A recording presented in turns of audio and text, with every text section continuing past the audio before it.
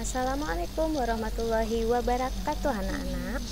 Hari ini Ibu akan memberikan materi tema 1 subtema 1 yaitu ide pokok. Apakah kalian sudah pernah mendengar apa itu ide pokok?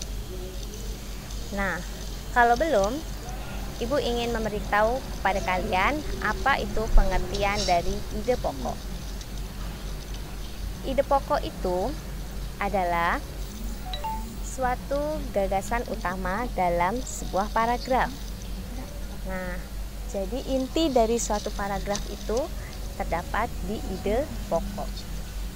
Informasi utama disampaikan melalui ide pokok suatu teks. Untuk tahu lebih lanjut, mari kita simak PowerPoint dari Ibu berikut ini. Ide pokok merupakan inti atau dasar permasalahan dari suatu teks. Ide pokok itu berisi adanya gagasan dasar penulis atau si pembuat teks. Nah, jadi maksud dari si pembuat teks atau si penulis itu ada di ide pokok tersebut. Ide pokok bisa juga disebut dengan pokok pikiran, gagasan utama teks, gagasan pokok. Dan cara menentukan ide pokok yaitu dengan cara yang pertama adalah kita harus membaca teks dengan seksama secara keseluruhan. Jadi kita harus baca dulu paragraf demi paragraf, teks demi teksnya secara keseluruhan, baru kita bisa menentukan ide pokok. Tapi sebelumnya kita harus mencari kalimat utamanya terlebih dahulu. Nah, kalimat utama itu biasanya berada di awal atau akhir paragraf. Baru kalau sudah menemukan kalimat utama, kalian baru bisa menentukan ide pokok dari suatu paragraf tersebut. Gimana anak-anakku semuanya? Apakah kalian sudah paham? Nah, untuk lebih paham, Ibu punya contoh suatu paragraf. Kita coba baca sama-sama.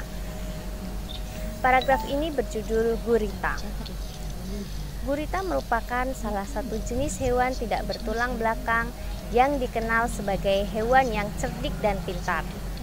Hal itu karena seekor gurita memiliki daya ingat yang cukup kuat. Gurita dapat memecahkan masalah yang dialaminya lebih cepat dengan cara mengingat pengalamannya ketika memecahkan masalah yang sama. Selain itu, gurita juga dikenal sebagai perenang yang cukup cepat. Gurita menggunakan gerakan pendorong jet untuk bergerak cepat dan berenang jarak jauh. Dari suatu paragraf tersebut, apakah kalian sudah bisa menentukan ide pokoknya? Ayo, langkah pertama tadi kita harus membaca secara seksama. Setelah sudah dibaca, kita tentukan kalimat utamanya berada di awal paragraf atau di akhir paragraf. Ayo, sudah menemukan belum? Nah, kalau sudah menemukan, coba kalian baca mana kalimat utamanya. Iya, benar sekali. Yang Ibu tulis huruf tebal. Nah, setelah itu kita berlatih. Kalau sudah paham tentang apa itu ide pokok, kerjakan soal-soal berikut ini. Yaitu yang pertama, apa yang kamu ketahui tentang ide pokok teks? Yang kedua, di manakah letak ide pokok dapat ditemukan dalam suatu teks? Apa manfaat mengetahui ide pokok dari teks? Bagaimana cara untuk menentukan ide pokok teks? Dan terakhir adalah tuliskan ide pokok dari teks gurita yang sebelumnya tadi menggunakan bahasa kalian sendiri.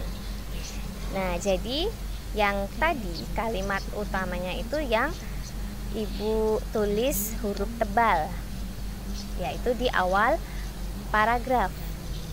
Nah, setelah kalian tahu kalimat utamanya, baru kalian bisa menentukan ide pokoknya untuk menjawab soal nomor 5. Terima kasih, kerjakan soalnya ya.